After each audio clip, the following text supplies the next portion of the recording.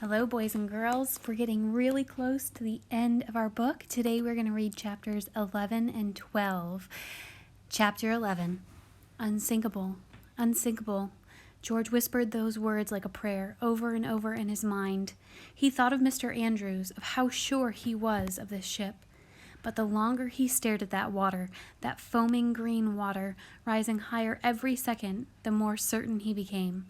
The Titanic was in trouble. "We must go up," Marco said to Aunt Daisy. "We find a way." But she shook her head, holding up Phoebe's bright blue coat and her life jacket. "My niece, Phoebe," Aunt Daisy said. "She's down here." George could see she was fighting back tears. George had never seen her look so sad and helpless, not even when Uncle Cliff died. "She came down here looking for me," George said. "We can't find her." Marco's amber eyes became very intent. "An idea," he said. He knelt down and spoke to Enzo in Italian. The boy smiled and nodded. Then Marco hoisted the little boy up onto his shoulders. Enzo took a huge breath and screamed, "Phoebe! Phoebe!"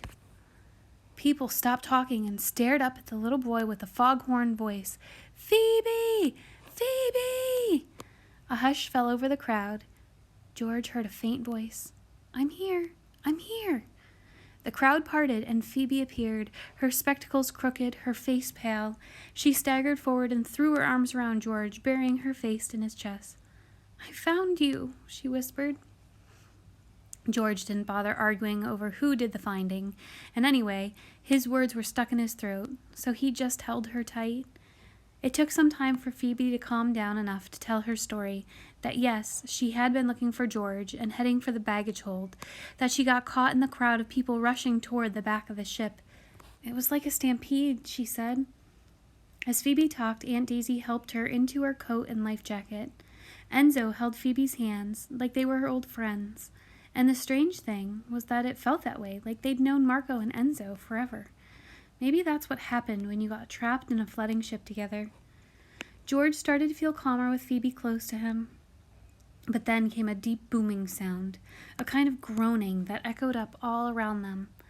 At first, George thought maybe the engines had started up again. But no, this wasn't the sound of the Titanic's mighty engines.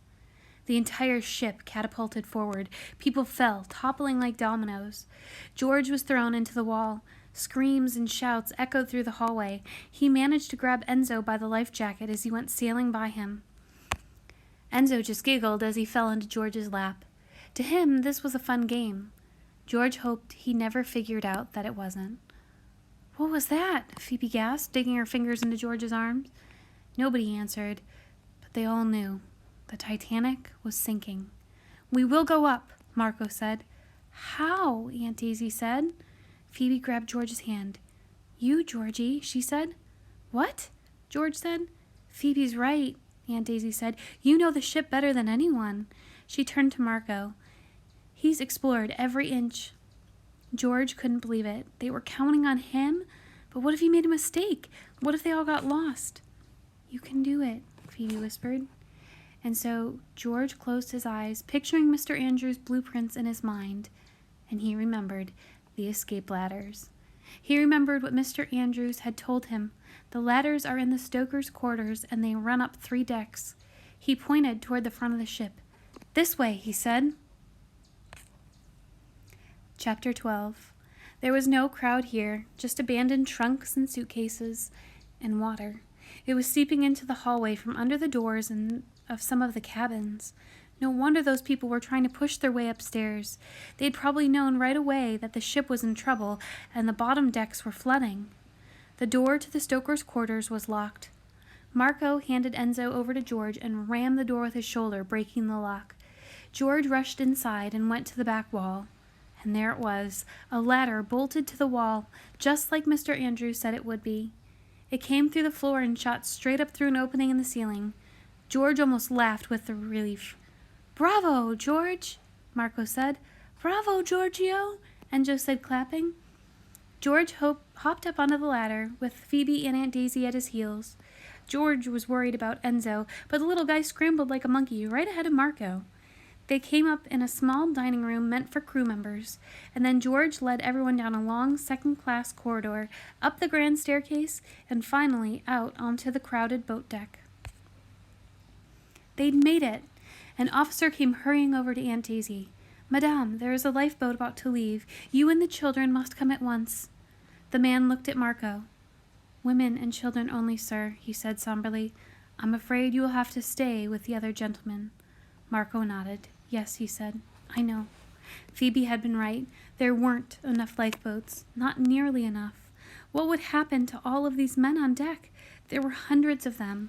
And what about the crew and those people down on G-deck?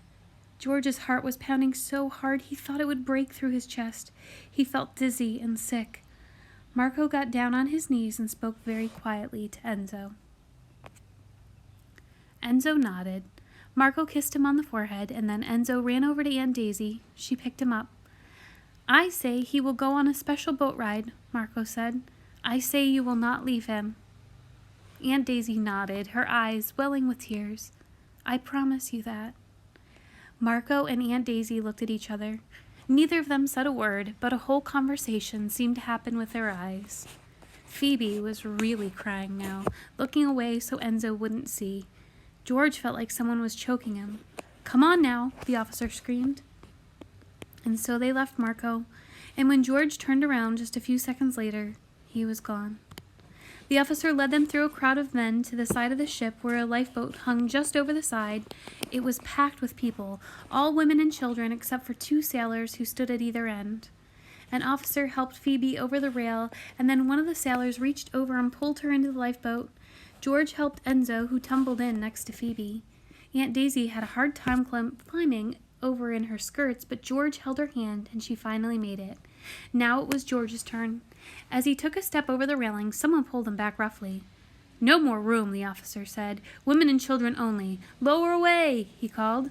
"No," Aunt Daisy called, standing up in the boat. "He's only 10 years old. Wait." The lifeboat rocked and almost tipped over. Ladies shrieked. "You will drown us all," a woman shouted. "Sit down or I'll throw you over," the sailor said. And now Phoebe was screaming too. Enzo howled. George was too shocked to move.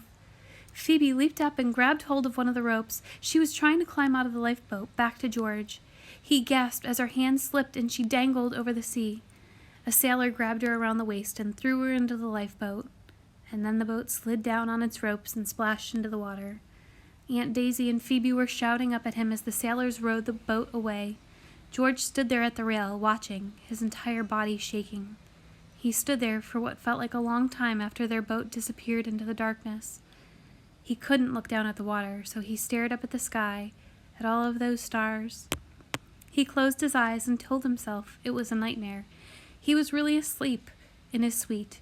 Or no, he was home on the farm in his bed, with Phoebe sleeping across the room and Papa sitting by the fire downstairs. He closed his eyes tighter. He tried to block out the terrible noises around him. He felt himself tipping to the side, and he held tighter to the rail. And then he couldn't hold on anymore. His hand slipped, and George fell, smashing his head on the deck. And then there was silence. All right, we're really getting into it. I can't wait to see what happens next. Once you are done with listening to this, head over to the assignment here, and it's called Good News, Bad News. You click on the attachment PDF, and it has you responding in about 5 sentences. The good news: how does George save the day? And then you have to share the bad news. What happens at the end of this chapter that would be the bad news?